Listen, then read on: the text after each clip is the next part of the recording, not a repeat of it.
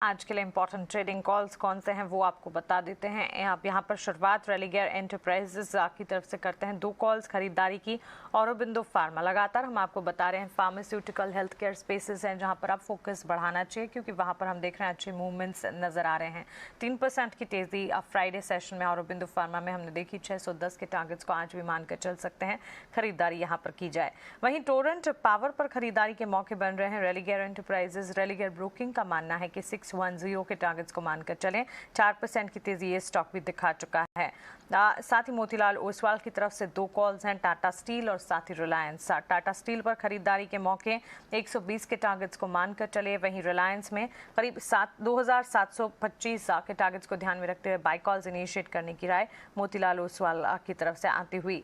Jainam broking की तरफ से सन टीवी और साथ ही आरईसी दोनों पर ही बाय कॉल्स इनिशिएट करने की राय है। 499 की टारगेट सन टीवी में मानकर चले। वहीं आरईसी में जो टारगेट है 145 का ध्यान में रखते हुए खरीदारी की जा सकती है।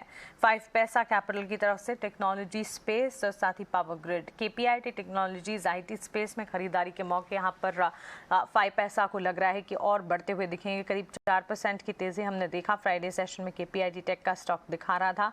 569 570 के आसपास की क्लोजिंग रही। आज के सत्र में ऑन एन इंट्राडे पर्सपेक्टिव 594 यानी 594 के टारगेट्स भी यहाँ पर देखे जा सकते हैं। और साथ ही पावर ग्रिड के स्टॉक में 236 238 के लक्ष्य को मानकर चले, खरीदारी के मौके यहाँ पर भी बन रहे हैं। आईएफएल सिक्योरिटीज की तरफ से अगेन रिलायंस पर खरीदारी की कॉल यहाँ पर आती हुई दिखी है। मोतीलाल ओसवाल की राय में भी हमने रिलायंस देखा और यहाँ पर ऑफकोर्स आईएफएल सिक्योरिटीज का भी मानना है कि 2690 के टारगेट्स को ध्यान में रखते हुए रिलायंस पर एक बार बाय कॉल्स इनिशिएट की जा सकती है। और पूना वाला फिनकॉर्प इस स्टॉक को देखें, 300 के टारगेट्स नजर आ रहे हैं आईएफएल सिक्योरिटीज को। 292 के लेवल्स पर इसने क्लोजिंग करीब 4% की तेजी के साथ दिखाई थी। आज 300 के टारगेट्स के लिए इसे खरीदा जा सकता है। तो 10 दमदार ट्रेडिंग कॉल्स और सारी की सारी कॉल्स जो हैं वो खरीदारी की तरफ इशारा कर रही है। अच्छी मजबूती यहाँ पर इन स्टॉक्स में देखी जा सकती है, जिसके चलते बाय कॉल्स आप इनिशिएट करके चलिए आगे बढ़ते हैं। और पिछले हफ्ते बाजार कैसा रहा, कौन से सेक्टर्स थे, कौन से स्टॉक्स थे जो कि फोकस में रहे, डिम्पी से समझते हैं। डिम्पी बताएं।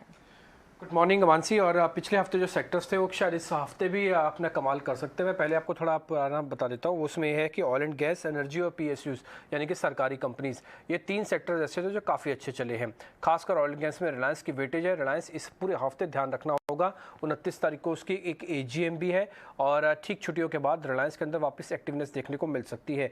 इसके अलावा जो निफ्टी के गेनर्स बने, अगर मैं आपकी स्क्रीन पर वो लेके आऊँ तो आपको ओएनजीसी, टाटा स्टील, एनटीपीसी, ये 3 ऐसे शेयर्स थे जिन्होंने निफ्टी को काफ़ी अच्छा प्रोपेल किया, काफ़ी अच्छे से चलाया। और अगर लूजर्स की बात करें तो डिविस लैब के नंबर्स खराब आए थे और नंबर्स खराब आने का बैक टू बैक के 2 दिन तक टूटता रहा। और इसके अलावा अपोलो हॉस्पिटल और इन्फोसिस, आईटी से बहुत उम्मीद थी कि इन्फोसिस अच्छा चल सकेगा। इन्फोसिस भी मार्केट को पार्टिसिपेट नहीं कर पाया, बल्कि इसने ड्रैग ही किया। करीब 20 पॉइंट निफ्टी के जो नीचे की तरफ खींच रहा था वो इन्फोसिस था। आ जाते हैं आगे। 52 वीक हाई किस शेयर ने लगाया, वो था आईसीआईसी बैंक। आईसीआईसी बैंक पूरे हफ्ते में भी ध्यान रखिएगा, ये एक काफ़ी ट्रेंडिंग शेयर है जो कि निवेशक और ट्रेडर्स दोनों के बीच में है। अब आते हैं वीकली कंट्रीब्यूशन किस किस का कैसा रहा, कौन से शेयर ने पूरे वीक के हिसाब से अच्छा कंट्रीब्यूट किया था लास्ट वीक में। तो उसमें था कोल इंडिया। 212 से 202 से लेकर 221 तक पहुंचा। इसके अलावा हिंडाल्को का पुल बैक काफ़ी नोटिसेबल हो रहा था। साथ ही आउट परफॉर्मेंस थी टाटा स्टील के अंदर भी, ये शेयर भी काफ़ी अच्छा चलता हुआ दिखा है। लेकिन जिनकी अंडर परफॉर्मेंस थी, जो पूरे हफ्ते के अंदर वीक ही रहे, उभर ही नहीं पाया, वो था डिविस लैब। डिविस लैब के अंदर दिक्कत आ रही है। साथ ही टाटा कंज्यूमर्स के नंबर से पहले, नंबर्स के बाद दोनों दिन ये टूटता रहा। और अदानी ग्रुप में से एक हमने अदानी पोर्ट्स को और निकाला है, जहां पे परफॉर्मेंस जो है अंडर परफॉर्मेंस रही है पूरे हफ्ते के हिसाब से। अब डिलीवरी परसेंटेज इंक्रीज किस किस शेयर में हुआ वो आपकी स्क्रीन पर आएगा। उसमें है एचसीएल टेक, भारती एयरटेल और साथ ही पावर ग्रिड। ये 3 ऐसे बड़े शेयर हैं जहाँ पे डिलीवरी का परसेंटेज इंक्रीज हो गया है। हालांकि ये टिपिकली हाई डिलीवरी वाले शेयर्स ही हैं, बट फिर भी इनमें लास्ट ट्रेडिंग सेशन में डिलीवरी इंक्रीज हो गया है। अब आता हूँ मैं छोटे मझोले शेयर्स के अंदर, वहाँ पे क्या हुआ।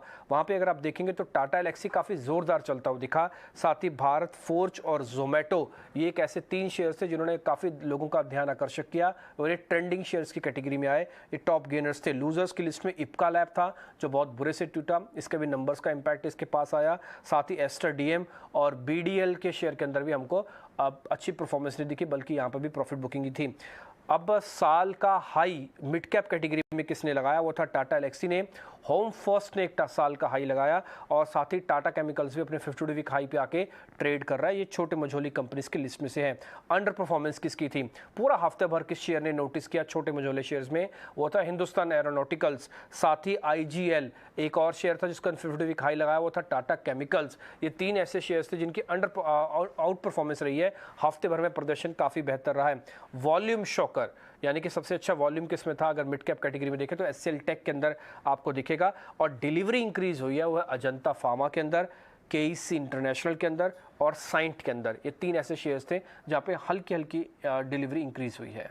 ओके डिम्पी, शुक्रिया ये सारी की सारी डिटेल्स हमें बताने के लिए। तो पिछले हफ्ते काफ़ी एक्शन पैक रहा, स्टॉक स्पेसिफिक और सेक्टर स्पेसिफिक मूवमेंट हमने ज़रूर देखी और बाजार में कौन से स्टॉक्स खास तौर से फोकस में थे, आउट परफॉर्मेंस कहाँ पर थी, वॉल्यूम्स कहाँ पर बढ़ते दिखे, ये आपने जाना।